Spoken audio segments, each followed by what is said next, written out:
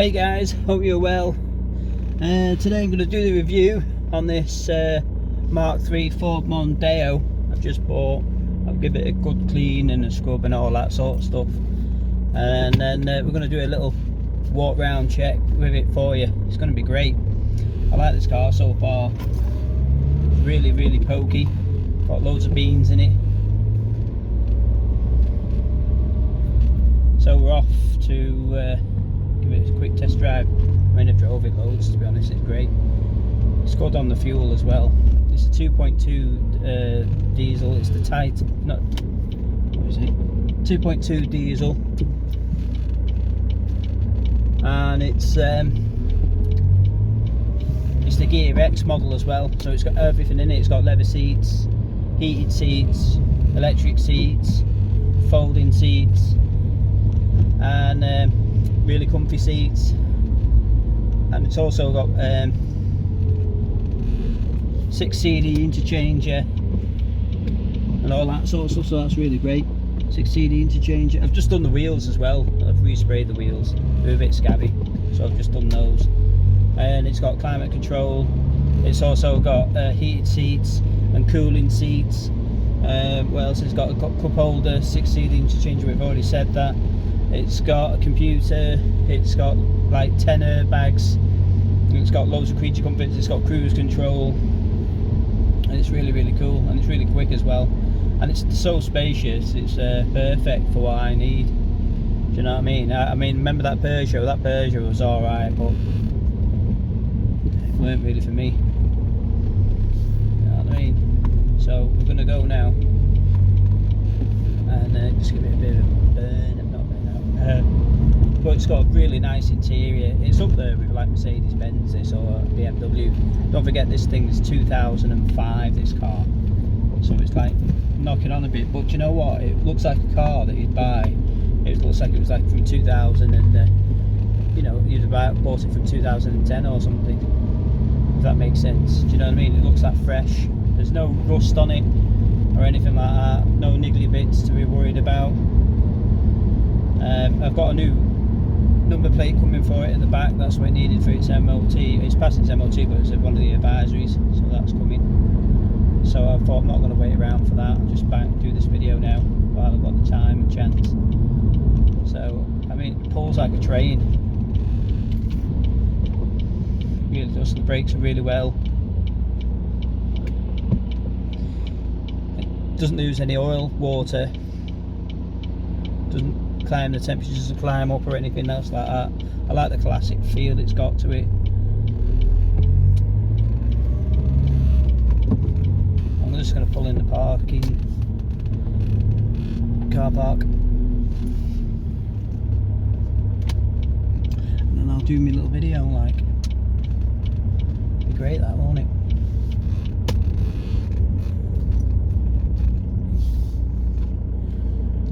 I think he'll do. Auto boot release. You can hear the engine now purring.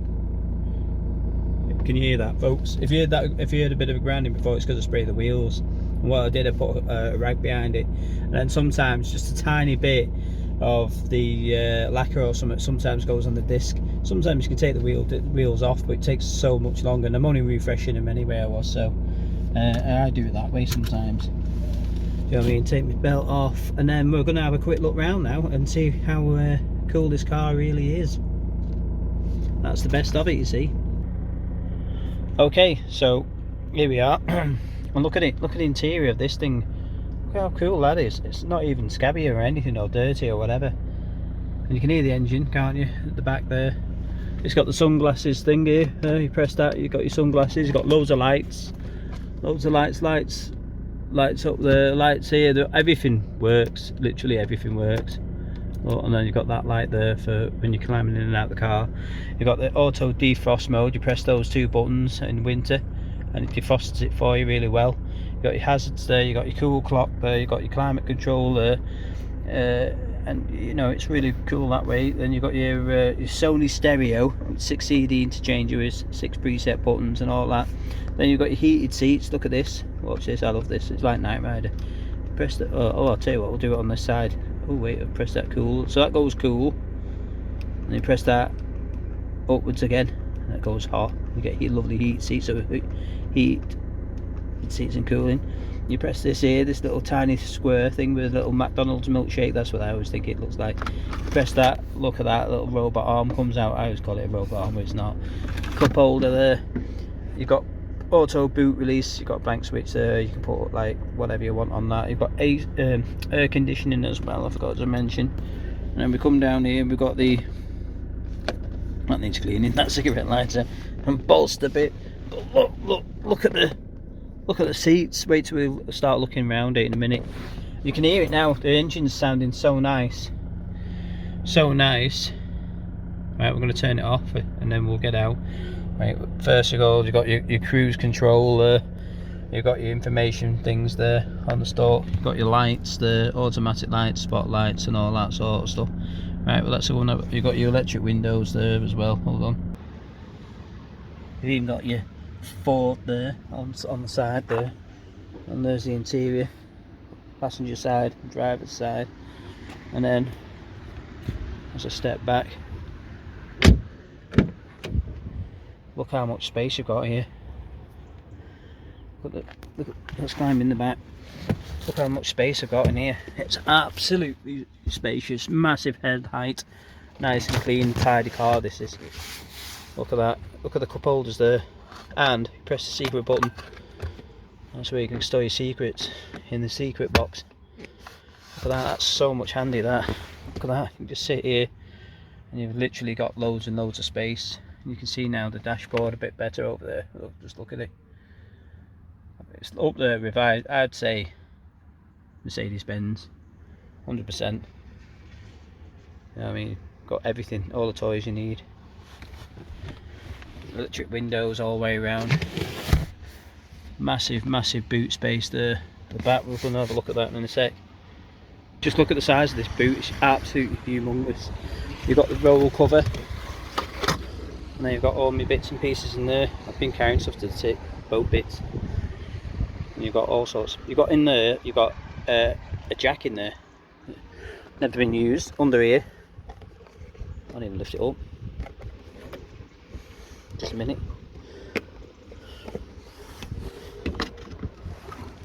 Spare wheel. What more do you need? No rust at all on this car. That's what I like about it. We'll put that back. Like that. Put that back. Great, eh? So look at it now. We'll have a quick look around it. And you won't believe how clean and tidy it is. Ford Mondeo Mk3. There's not that many of these left either. It doesn't half look great. Clean and tidy. Like I said, I've just sprayed the wheels. They're not the best wheels. I might change them in the if I still got it anyway. And the spring. Roof rack on the top. No dents. No rust bits. It's not the best looking. I'm not saying it's not the best. I wouldn't say it's not showroom condition or anything. But don't forget the car is like 18 years old. You know what I mean? So there's a couple of marks on it. Yeah, so like I said, it's not a bad car. I only paid 900 quid for this car, so that's not a bad. That's a real good bargain, to be honest. And I needed something a bit juicy. Oh, it's also got aux cable and all that sort of stuff in the glove box. Like I said, there's loads of cubby old bits and everything else. So the way I look at it, 900 quid, even if it lasts me 6 months, it's not too bad. That if it lasts me 9 months, that's £100 a month. That works out at £25 a week. You can't even rent a car for £25 a week these days. It's £25 a day these days, maybe more, just to rent a car. So I'm all for going for cheap runabouts, £1,000 cars. That they do me nicely, they do. And that way I'm not spending a fortune on a 10 grand car, driving it down the road and then something goes wrong with it, or you get product recalls and everything else, and then alright, they're covered under warranty, depends how new it is, and then you've just got that hassle and everything else, and it depreciates so bad.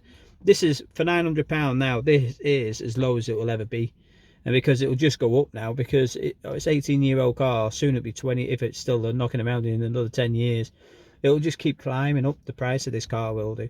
So it's at its lowest it'll ever be for 900 quid.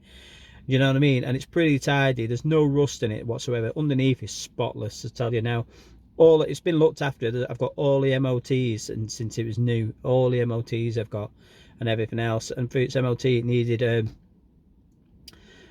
thing doing one of the tyres, which the person who's had it's already done that through the advisory, and then it also needs the black number plate doing, because when they go a bit black marking, you can't really read the back one of the digits. You can't really tell whether it's an 8 or a 3. But anyway, I've ordered a new number plate for that, so it's not as bad as it thinks. You could leave it, to be honest, and hope for the best. But I've changing that, so that's on its way. And then I've changed the gas struts as well. I have done.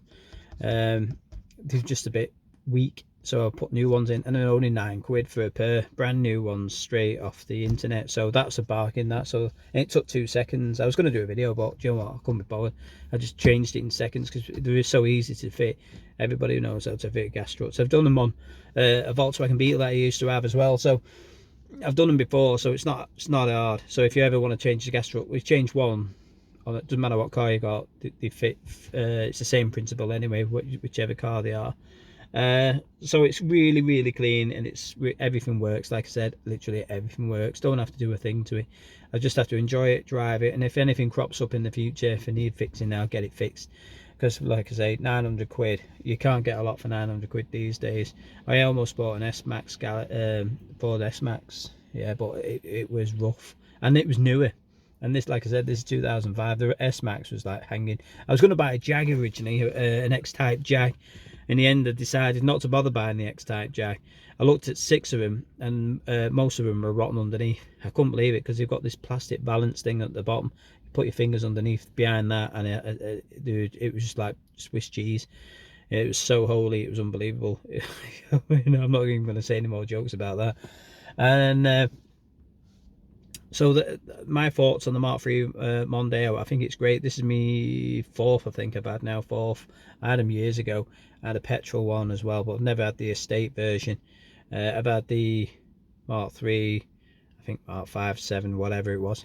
I've had those, but I prefer the Mark III. I like the look of it, the classic look of it, and the interior. You get a lot of toys in it. This is a Ghia X, and it's got electric windows and blah blah. Oh, it's even when you turn it off at night time or whatever, it even shines a light down on the floor. And how good's that? So you're not standing in all sorts.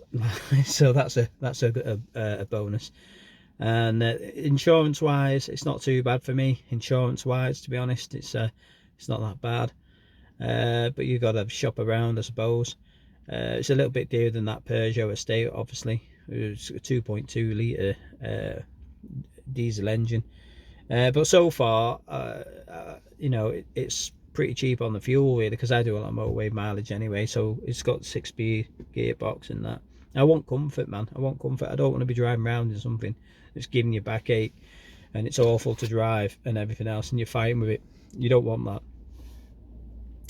that. Tax wise, it's a bit pricey on the tax, I suppose. It's like £280 a year. But everything's going up, so what can you say about that? So it's probably cost me around, I'd say about £2 a day, if you're including tax and insurance. About £2 a day, I reckon. £2 a day. Don't include the fuel in it. I'm just including just the insurance and the tax. It's about £2 a day. The Peugeot that I had, that was costing me £1 a day, so it's doubled. But then again, look at it this way: how much is it to rent a car? Do you know what I mean? You're looking at 35, 25, even for £25 for a tiny car a day anyway, for a rental car. And it's a Peugeot. And then if you buy a brand new car out the box from the showroom, what's that going to cost you these days? I've seen them from £300 a month to £600 a month. Obviously, it depends what you want. But probably something this size, you're looking at £400 a month to buy on finance or something. So just don't forget, you still got to insure it and tax it. Even if the insurance, even if the tax is £30 a year or free or whatever, you're still paying £400, £500 a month, man. You got to ask yourself, you know what I mean? And will it have all the toys? A lot of the cars these days don't even have that many toys either. They've got nothing in them. I've noticed, if you get a brand new car now and it's like a mid-range car, there's hardly anything in it. Literally, they don't have leather seats and all that sort of stuff. They just have these basic cloth seats. I'm not saying all cars are like that, but quite the majority are, and they just have nothing in them. They don't have like I don't know, they don't have cruise control or all like that. They haven't out. I swear to God, no heated seats. This has got heated front screen, man. Heated front screen. It's snowing outside. It's all frosty. You press a button on this, on the key fob, right? Press a button, keep it down on this when it's a hot day, right? All the windows go down automatically before you can get in the car, so you're not like cooking before you can get in it. That's so great, that, isn't it? The only thing I wish they did on this is the twin tailgate section where you can split it. That'd be a great feature, like that Peugeot. That was a good thing on that Peugeot. That was handy, that. But and then eventually, when it's MOT time next year, next late spring, summer, whatever it is, when the MOT is due, if I still got the car by then, I'm going to put a tow bar on it, I reckon, and then I can tow the boat. And I think, basically, hopefully, fingers crossed, that's all I have to do. But then if it, like I said, if it only lasts me 3 months, 6 months, you just go out and buy something else, don't you? If it's not too expensive. I hope you like this video. Thanks very much for watching. This is the review on the Mark III Ford Mondeo. Take care of yourselves and enjoy everything, mate. Enjoy yourselves. See you later.